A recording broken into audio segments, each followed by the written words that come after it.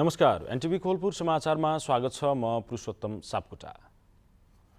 नेपालमा विद्युत उत्पादन तथा व्यापार मार्फत मुलुकको अर्थतन्त्रलाई सुदृढ गर्ने लक्ष्य अनुरूप आयोजनाहरू थपिन थालेका छन्। चुनौतीको चाङभित्र निर्माण भइरहेका जलविद्युत परियोजनाको भविष्य उज्यालो देखेरै वैदेशिक लगानी समेत भित्रिँदै गएको छ। झट्ट हेर्दा अबको केही वर्षमा विद्युत उत्पादन बढ्ने र त्यसले भारतसँगको निर्भरता घट्ने देखिएसँगै नेपाल ऊर्जाका सन्दर्भमा झनझन सुरक्षित हुँदै गएको प्रस्ट्याउँछ।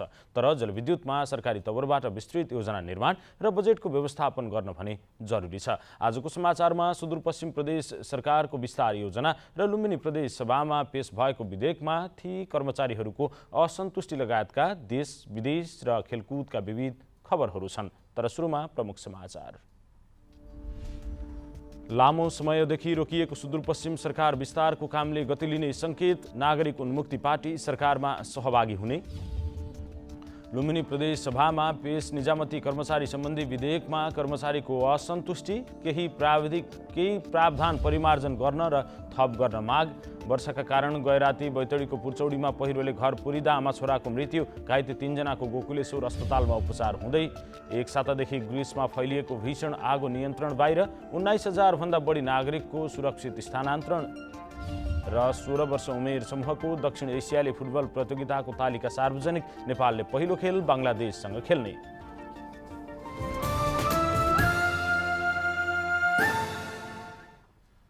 समाचार अब विस्तारमा। लामो समयदेखि रोकिएको सुदूरपश्चिम सरकार विस्तारको कामले गति लिन थालेको छ। सुदूरपश्चिम प्रदेश सरकारमा नागरिक उन्मुक्ति पार्टी सहभागी हुने भएको हो। सत्तारूढ गठबन्धनको मुख्य घटक नागरिक उन्मुक्ति पार्टी एक मन्त्री र राज्यमन्त्री सहित सरकारमा जाने भएको छ। नागरिक उन्मुक्ति पार्टीले प्रदेशसभा सदस्य तथा तत्कालीन संसदीय दलका नेता रामेश्वर चौधरीलाई भूमि व्यवस्था, कृषि तथा सहकारी मन्त्री र सचेतक कैलाश चौधरीलाई राज्यमन्त्रीका रूपमा सरकारमा पठाउन लागेको जनाएको छ।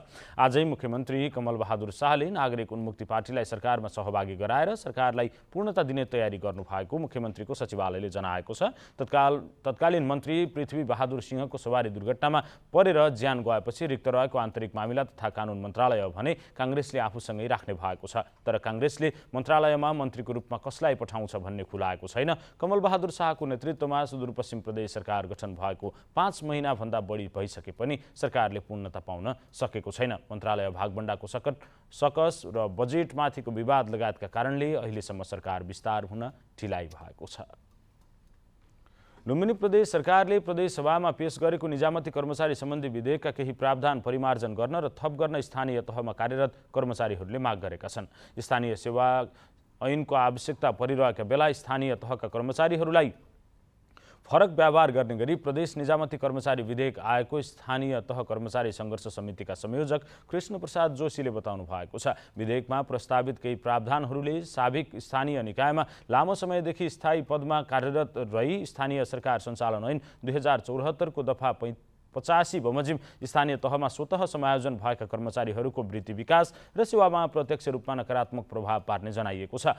समग्र स्थानीय सेवामा कार्यरत कर्मचारीहरूको बीचमा आपसी बेमेल, विभाजन ल्याई मनोबल र उत्प्रेरणा अन्त्य गर्ने, स्थानीय सरकारलाई नै असफल पार्न सक्ने भन्दै विधेयकमा भएका केही प्रावधानहरूलाई परिमार्जन गर्न माग गरिएको छ। विधेयकको दफा 2 को परिभाषा समेत परिमार्जन गर्न माग गरिएको छ। स्थानीय सेवा स्पष्टसँग परिभाषित हुनुपर्ने माग स्थानीय तहका कर्मचारीको छ। साउनको दोस्रो सोमबार आज भगवान शिवको पूजा आराधना गरी व्रत बस्ने, पूजाआजा गर्नेहरूको मन्दिरमा भिड रह्यो। कपिलवस्तुको सदरमुकाम तौलिहवामा रहेको 100औं वर्ष पुरानो धार्मिक तौलेश्वरनाथ शिवजी मन्दिरमा जल चढाउनेहरूको घुइँचो लागेको छ। कपिलवस्तुको सदरमुकाम तौलिहवामा रहेको हजारौं वर्ष पुरानो धार्मिक तौलेश्वरनाथ शिवजी मन्दिरमा जल चढाउनेहरूको घुइँचो लागेको छ। साउन महिनाको दोस्रो सोमबारको दिन श्रद्धालु भक्तजनहरूले रामघाट नदीबाट जल ल्याई तौलेश्वरनाथ मन्दिरमा चढाएका हुन्। जिल्लाको कपिलवस्तु नगरपालिका स्थित नेपालको दोस्रो पशुपतिनाथको रूपमा प्रसिद्धि प्राप्त तौलेश्वरनाथको मन्दिर जिल्लाको सदरमुकाम तौलिहवामा अवस्थित यसै मन्दिरको नामबाट जिल्ला सदरमुकामको नाम तौलिहवा रहेको उल्लेख गरिन्छ। तौलिहवाको बजारमा रहेको तौलेश्वरनाथ मन्दिरमा राजा शुद्धोधनकी पत्नी रानी माया देवीले सिद्धार्थ गौतमलाई जन्म दिएपछि प्रथम पटक दर्शन गराइएको मन्दिर नै तौलेश्वर महादेवको मन्दिर हो भन्ने विश्वास गरिन्छ। हरेक वर्ष श्रावण महिनाभरि बाणगंगाको रामघाट नदीबाट जल ल्याएर तौलेश्वरनाथ मन्दिरमा चढाउँदा मनोकांक्षा पूरा हुने धार्मिक विश्वास रहेको श्रद्धालु भक्तजनहरूको भनाइ छ। जल चढाउन जिल्लाको विभिन्न क्षेत्र र छिमेकी जिल्ला तथा भारतबाट समेत बोलबम तीर्थयात्रीहरूको आइतबार रातिदेखि नै तौलिहावामा घुइँचो लागेको थियो। जल सहितको नाचगान गर्दै बोलबमको नारा लगाउँदै तौलिहावा सदरमुकाम मन्दिरदेखि रामघाट नदी 5 किलोमिटरको दूरी यात्रा गर्दै तौलेश्वरनाथमा जल अर्पण गरेका छन्। सावन महिनाको प्रत्येक सोमबार रामघाट नदीबाट जल लिई शिवजीलाई जल चढाउँदा मनोकामना पूरा हुने विश्वास रहेको छ। विक्रम सम्वत 1872 सालमा स्थापित तौलेश्वरनाथ महादेवको यो मन्दिर यहाँका हिन्दू धर्मावलम्बीहरूको ठूलो आस्थाको केन्द्र हो। सम्भवत नेपालकै शिव मन्दिरहरूमा रहेको शिवलिङ्गहरू मध्ये सबैभन्दा ठूलो शिवलिङ्ग यही तौलेश्वरनाथ मन्दिरमा रहेको छ। वासुदेव वर्मा, नेपाल टेलिभिजन, लुम्बिनी प्रदेश, कपिलवस्तु। साउन महिनाको सुरुवात नै बजारै हरियो छ। हरियो मौसममा महिलाहरूले हरियो चुरा लगाउने, हरियो वस्त्र धारण गर्ने, मेहन्दी लगाउने र सोमबारे व्रत बस्ने गर्दछन्। हरियो चुरा र वस्त्र लगाउने संस्कृति फस्टाउँदै गएको छ। यसबारेमा बाँके कोहलपुरका नागरिकहरू के भन्छन् त हेरौँ आजको आवाजमा।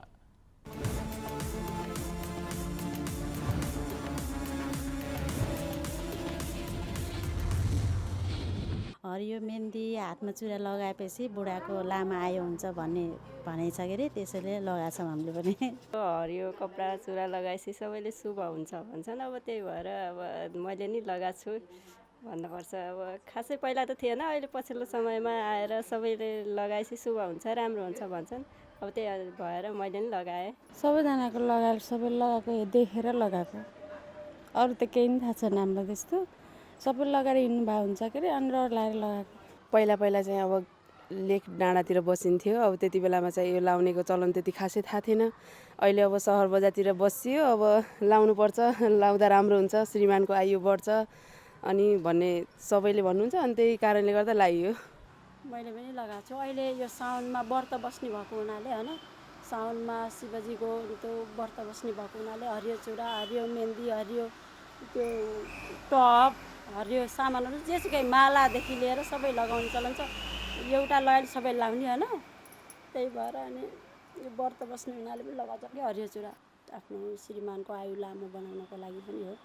त्यही गरेर साउनमा हरियो पोते, माला, चुरा सबै लगाउने गर्दछन्। हरियो चुरा मेहन्दी चाहिँ अब पहिलेदेखि लगाइरहेको परम्परागतदेखि होइन, पहिलेदेखि लगाइरहेको, अनि त्यही भएर अब सबैले लाउनुहुन्छ। अब प्रायः जस्तो कतिले त अब फेसनको लागि लाउनुहुन्छ होइन, फेसनको लागि राम्रो देखिनको लागि हरियो चुरा, हरियो सबै हरियो भएर बस्नुहुन्छ।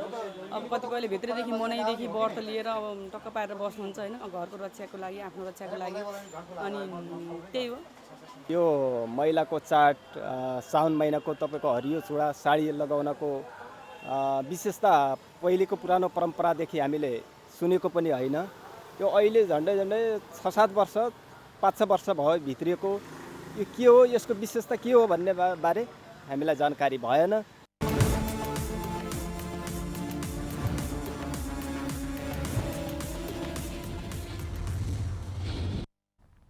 दार्चुलामा 40 मेगावाट क्षमताको माथिल्लो चमेलिया जलविद्युत आयोजनाको उद्घाटन गरिएको छ। निजी क्षेत्रको लगानीमा मार्मा गाउँपालिका 2 घट्टेगाडमा निर्माण सम्पन्न भएको जलविद्युत आयोजनाको सफल परीक्षणपछि आज दार्चुलाका प्रमुख जिल्ला अधिकारी किरण जोशी र मार्मा गाउँपालिकाका अध्यक्ष जमन सिंह धामीले संयुक्त रूपमा उद्घाटन गर्नुभएको हो। त्यहाँ उत्पादित विद्युतलाई शैलशिखर नगरपालिका 1 बलाँच स्थित सबस्टेसनबाट राष्ट्रिय प्रसारण लाइनमा जोडिएको छ। 30 महिनामा निर्माण सम्पन्न भएको माथिल्लो चमेलिया जलविद्युत आयोजनाको कुल लागत 8 अर्ब 50 करोड रहेको अपी पावर कम्पनी लिमिटेडका प्रबन्ध निर्देशक सञ्जीव नेउपानेले बताउनु भएको छ। समाचारको क्रम जारी नै छ, अहिलेलाई एकैछिनको विश्राम।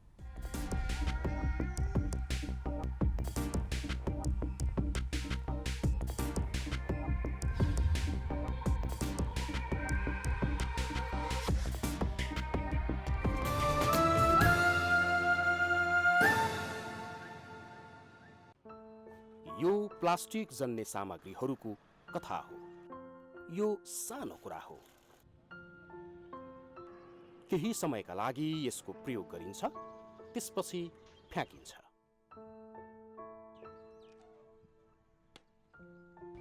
यो न कुहिन्छ न जलाउनै मिल्छ, तर यसले जनजीवन र पर्यावरणमा नकारात्मक प्रभाव पार्दछ। यसको व्यवस्थापन यसरी नै हुनुपर्छ भन्ने छैन, तर प्रशोधन गरेर यस्ता प्लास्टिक जन्य सामग्रीहरूलाई हामीले दोस्रो मौका दिन सक्छौँ। यसलाई नयाँ उत्पादनमा परिणत गर्न सकिन्छ, प्राकृतिक स्रोतको संरक्षण गर्न र प्रदूषण नियन्त्रण गर्न सकिन्छ।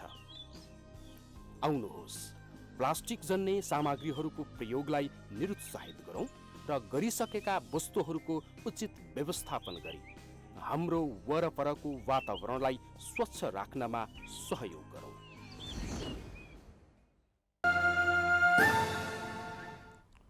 विश्रामपछि समाचारमा पुनः स्वागत छ। अब बाँकी समाचार।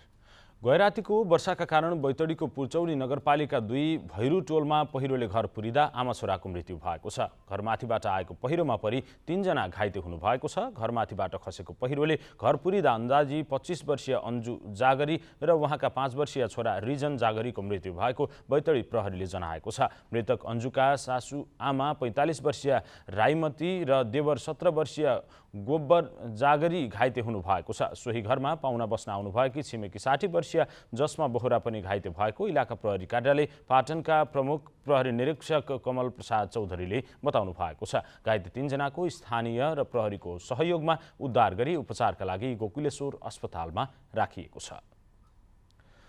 पहाडी भूभागमा बाँझो जमिन छोड्ने र काम खोज्न विदेशिनुपर्ने बाध्यता छ। यस्तो बेला दैलेखको नारायण नगरपालिकाले बाँझो जमिनको सदुपयोग गर्दै स्थानीय स्तरमा रोजगारी र आर्थिक वृद्धि अभियान सुरु गरेको छ।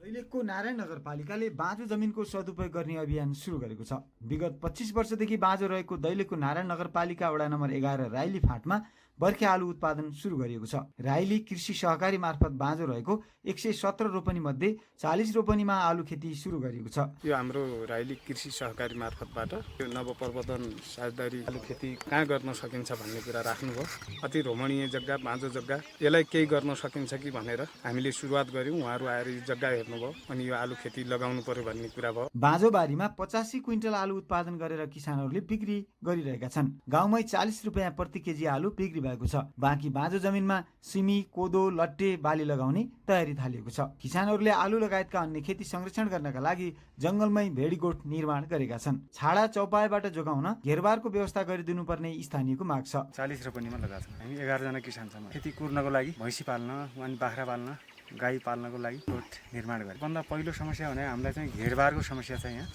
यो जंगलमा चाहिँ छाडा चौपाया चाहिँ बढी मात्रामा आउने गर्छ। स्थलगत अनुगमनमा पुग्नुभएका नेत्रबहादुर कार्कीले बाँझो जमिनको सदुपयोग गरेर आय आर्जनसँग जोड्ने काम निकै प्रभावकारी भएको र यस्ता कार्यक्रमको सिकाइ अन्यत्र पालिकाले गर्नुपर्ने बताउनु भएको छ। आय आर्जनसँग जोडेको र स्थानीय पालिकाले पनि यसलाई महत्त्वका साथ हेरेको देख्दाखेरि फिल्डमा आउँदा आफ्नै आँखाले यस्ता कार्यक्रमहरू, यस्ता योजनाहरू देख्दाखेरि हामीलाई झन् उत्प्रेरणा जागृत भएर आउँछ र यी कार्यक्रम अझै पनि हामी अरू पालिकाहरूलाई पनि यस सञ्चालनको लागि कुनै न कुनै माध्यमबाट जानकारी चाहन्छौँ। नवप्रवर्धन कार्यक्रम अन्तर्गत नारायण नगरपालिका दैलेखले दैलेखको राइली र भवानी लगायतका क्षेत्रमा तरकारी उत्पादन अभियान प्रभावकारी बनाएको छ। बाँझो जमिनको सदुपयोग भएसँगै कृषि पर्यटनका लागि पनि यो क्षेत्र महत्त्वपूर्ण हुने देखिन्छ। विष्णु शर्मा, नेपाल टेलिभिजन, कर्णाली प्रदेश, दैलेख। बाँकेको भेरी अस्पताल नेपालगञ्जको सामाजिक सेवा इकाइबाट गत आर्थिक वर्षमा 9,000 बढी बिरामीले स्वास्थ्य सेवा लिएका छन्। गत आर्थिक वर्षमा अस्पतालको इकाइबाट 6,833 जना गरिब तथा असहाय बिरामी र 2,986 जना ज्येष्ठ नागरिक गरी 9,819 जना बिरामीलाई स्वास्थ्य सेवा दिएको सामाजिक सेवा इकाइ इन्चार्ज आशा पन्थले बताउनु भएको छ। इन्चार्ज पन्थका अनुसार गरिब तथा असहाय, शारीरिक अपाङ्गता भएका व्यक्ति, लैङ्गिक हिंसा पीडित महिला स्वास्थ्य स्वयंसेविकाका साथै ज्येष्ठ नागरिकहरूलाई सेवा प्रदान गरिएको हो। त्यसैगरी विपन्न नागरिक उपचार कोष मार्फत पनि बिरामीहरूलाई सेवा प्रदान गरिएको उहाँले बताउनु भएको छ। भौगोलिक रूपमा विकट र आर्थिक रूपले विपन्न देखिने कर्णाली प्रकृतिको अनुपम उपहार हो। सडक सञ्जालबाट टाढा रहेको कर्णालीको हुम्ला पदयात्राका लागि झन बढी उपयुक्त गन्तव्य बन्न सक्छ। नाम्खा गाउँपालिकाको रानीखर्कले पर्यटकलाई पर्खिरहेको छ। भौगोलिक विकटता र विपन्नताले गाँजिएको भए पनि प्राकृतिक रूपमा कर्णाली भरिपूर्ण छ। अझ सडक सञ्जालबाट टाढा रहेको कर्णालीको हुम्ला त पदयात्राका लागि भर्जिन ल्यान्डकै रूपमा चिनिँदै आएको छ। त्यसैको एक हिस्सा हो सैपाल हिमालको उत्तरी कागमा अवस्थित रानीखर्क। नाम्खा गाउँपालिका 3 स्थित रानीखर्कबाट हिमालहरू दक्षिणतिर देखिने गरेका छन्। 7031 मिटरको उचाइको सैपाल हिमाल पनि दक्षिणमा ठिङ्ग उभिएको हेर्दा चकिँदै परिन्छ। हिउँ बोकेर हुइकिने मैला कवडी खोला सैपालको उत्तरतर्फबाट रानीखर्क हुँदै दक्षिणतर्फ बग्ने गरेको छ, जसले रानीखर्कलाई रमणीय र रङ्गीन मात्र बनाएको छैन, सुनमा सुगन्ध नै बनाएको छ। सैपालको फेदैमा रानीखर्कलाई सुन्दर बनाउन हिमताल अडिएको छ। 3578 मिटरको उचाइमा रहेको यो ताल 12 महिना हिउँले ढपक्क छोप्ने गरेको छ। अजङ्का पहाडका बीच बर्सातमा हरियो र हिउँदमा सेतो कार्पेट बिछे झैँ देखिने रानीखर्क वन्यजन्तु चराचुरुङ्गी बोट बिरुवाले रमणीय बनाएको छ। वसन्त र शरदमा फुल्ने थरीथरीका फुलले पुरै क्षेत्र अत्तर छर्के झैँ देखिने गरेको छ। आँखै अगाडि ठिङ्ग उभिएका सेतम्मे हिमाल र हिउँ पग्लिएर बगेका खोला नालाको कलकल ध्वनिले अझ मन्त्रमुग्ध पार्ने गरेको छ। ठुला बजेटका फिल्म, वृत्तचित्र, म्युजिक भिडियो छायाङ्कनका लागि यो क्षेत्र भारतको दार्जिलिङ र सिक्किम भन्दा पनि सुन्दर रहेको बौद्ध धर्मगुरु पेमा रिक्साल रिम्पोछेको बुझाइरहेको छ। एकदम चट्टानहरू पनि यहीँ छ, हिमाल पनि यहीँ छ। जुन गुरु पद्मसम्भव र हिसु चैक्याल गुरु रिम्पोछेको रानी उहाँहरूको पवित्र जुन ध्यान गर्नेको एकदमै ठाउँ भनेको त्यो 3वटा हो। यो 3वटा यहीँ छ। हेर्नु, यो रेनीखर्का भनेको ठाउँ चाहिँ यो मात्रै नभएर यो रमाइलो मात्र भयो, यो हाम्रो धेरै मान्छेको जीव आर्जन गरेको ठाउँ पनि छ। अब यहाँ चाहिँ यति घाँस राम्रो छ, पशुको लागि पनि यस्तो पालन गर्न धेरै राम्रो छ। हेर्नुहोस्, अब भविष्यको लागि यो पर्यटन क्षेत्रको लागि पनि अब यहाँ त मैले अहिले भर्खर भनिरहेको थिएँ, यहाँ त फिल्म सुटिङ गर्ने ठाउँ छ। कश्मीर जस्तै छ यहाँ। अहिले फेरि अहिले हेर्नुहोस्, अहिले अलि अगाडि भयो 10-15 दिन पछि आएपछि यो पुरा यो पहाड नै फुलले ढाक्छ अरे। होचै होचो देखिने हिमाल, बुकी एकनासको घाँस र फुलै फुले टम्म परेको रङ्गीन फाँट हेरिरहँ जस्तो लाग्ने गरेको छ। जटामासी, गुच्ची च्याउ, पदमचाल, 5 औँले, सेतो चिनी, यासेगोमा लगायतका जडीबुटी यही फाँटमा पाइने गरेको नाम्खा गाउँपालिका 3 का अङ्जोक लामाले बताउनु भयो। रानीखर्क वर्षायाममा गोठाला र चौपायाले भरिने गरेका छन्। समतल फाँटमा टाढा टाढाबाट चौरी, भेडा बाख्रा लिएर गोठाला आउने गरेका छन्। नाम्खा गाउँपालिकाले यसको प्रचार प्रसारमा ध्यान समेत नदिएपछि प्रमुख मध्येकै पर्यटकीय गन्तव्यबाट रानीखर्क अझै ओझेलमा परेको छ। चौरी गाईले र तिनका गोठालाले भरिभराउ रानीखर्क वैशाख लागेसँगै रानीखर्कतर्फ लाग्ने गोठाला भदौ लागे मात्रै तल झर्ने गरेका छन्। यो क्षेत्र सुदूरपश्चिमको बाजुरा र कर्णालीको हुम्लाका बासिन्दाका साझा चौर नै बनेको छ। नर्जन तामाङ, नेपाल टेलिभिजन, हुम्ला।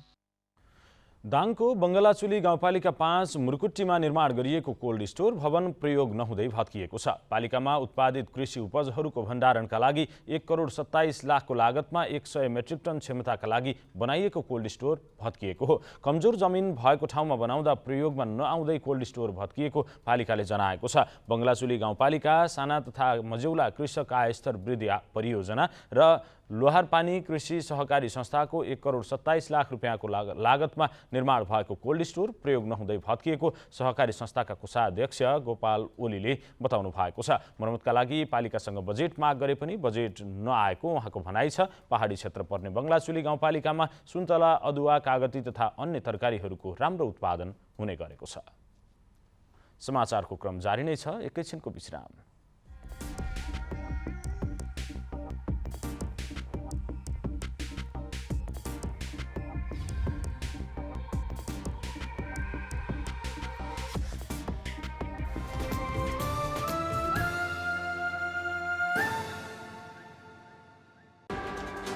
लुम्बिनी, कडाली र सुदूरपश्चिमको आवाज, सत्य सूचना, निष्पक्ष विचार र तटस्थ विश्लेषण,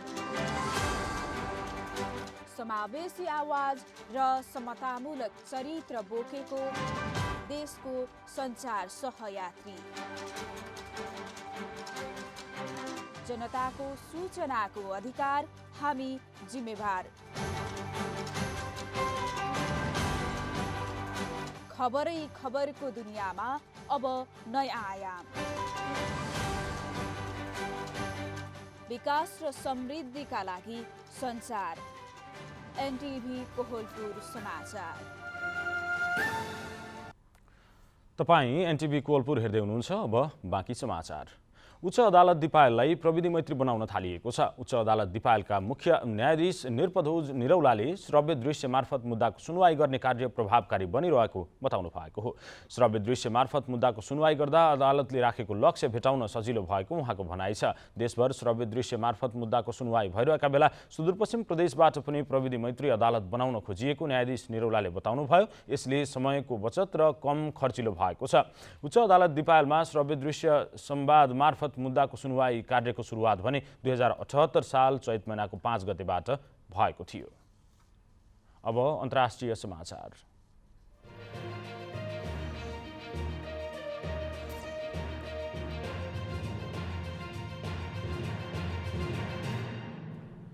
ग्रिसको जंगलमा लागेको आगो अनियन्त्रित भएपछि झण्डै 19,000 नागरिकलाई सुरक्षित ठाउँमा सारिएको छ। लोकप्रिय पर्यटकीय क्षेत्र रोड्स द्वीपबाट उनीहरूलाई अन्यत्र सारिएको हो। अर्को द्वीप कोर्फुबाट पनि मानिसहरूलाई सार्ने काम भइरहेको छ। ग्रिसको आपतकालीन सञ्चार सेवाले कोर्फुका धेरै क्षेत्रहरू खाली गर्न आदेश दिएको थियो। ग्रिसमा गर्मी निकै बढेको छ। त्यहाँको तापक्रम 40 डिग्री सेन्टिग्रेड भन्दा माथि पुगेको छ। गएको मङ्गलबारदेखि नै तीव्र हावासँगै जंगलको आगो अनियन्त्रित भएर फैलिरहेको छ। आगोबाट हुन सक्ने क्षति र जोखिमबाट जोगिन मानिसहरूले थाकथलो छोडिरहेका छन्। आगो निभाउन 5वटा हेलिकप्टर र 173 जना अग्नि नियन्त्रक सहितको टोली खटिएको छ। अब आर्थिक समाचार।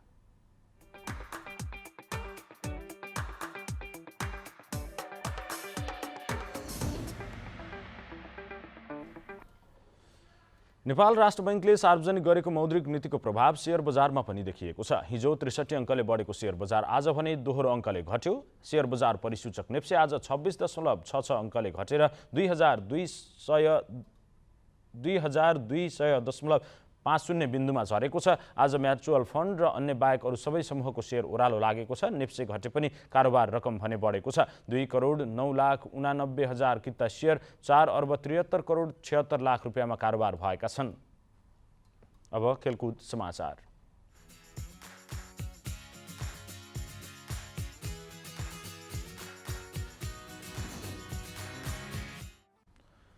आगामी सेप्टेम्बर 1 देखि 10 सम्म भुटानमा आयोजना हुने साफ अन्डर 16 च्याम्पियनसिपमा नेपालले पहिलो खेल बङ्गलादेशसँग खेल्ने भएको छ। अखिल नेपाल फुटबल संघ एन्फाले आज जारी गरेको खेल तालिका अनुसार समूह एमा रहेको नेपालले पहिलो खेल बङ्गलादेशसँग सेप्टेम्बर 3 तारिकमा खेल्नेछ। खेल थिम्पू स्थित चाङलिथिङ स्टेडियममा हुनेछ। यस्तै नेपालले समूहको अर्को खेल भारतसँग सेप्टेम्बर 5 मा खेल्नेछ। भुटान, मालदिप्स र पाकिस्तान समूह बीमा रहेका छन्। दुवै समूहको शीर्ष 2 टोली सेमिफाइनल प्रवेश गर्नेछन्। दुवै सेमिफाइनल खेल सेप्टेम्बर 7 र फाइनल खेल सेप्टेम्बर 10 तारिकमा हुने तय भएको छ। अहिलेसम्म साफ अन्डर 16 च्याम्पियनसिप 7 पटक हुँदा नेपालले उपाधि जित्न सकेको छैन। 4 पटक फाइनल पुगेको भारत चौथो पटक भारतसँग पराजित हुँदै उपविजेता बनेको थियो। नेपाल 1 पटक तेस्रो र 1 पटक चौथो भएको थियो। 1 पटक भने नेपाल संयुक्त रूपमा तेस्रो भएको हो। अब मौसम।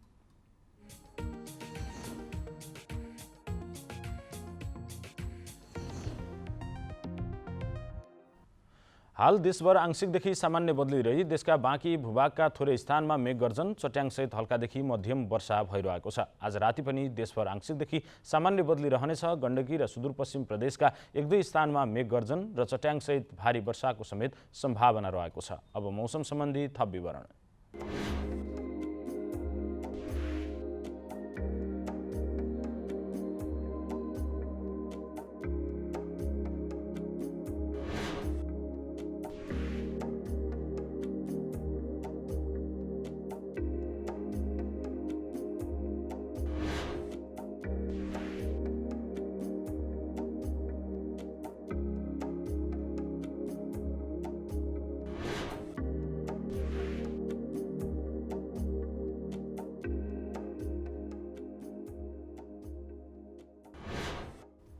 समाचारको अन्त्यमा प्रमुख समाचार पुनः एकपटक।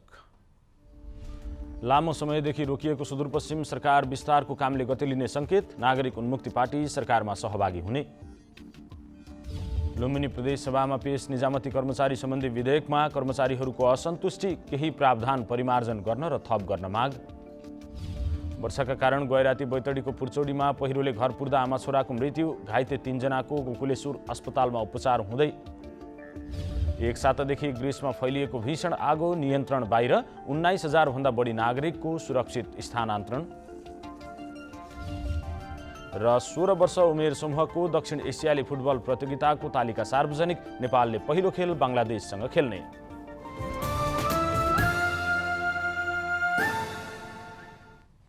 हवस् त अहिलेलाई समाचारको सिलसिला यति नै। बिदा दिनुहोस्।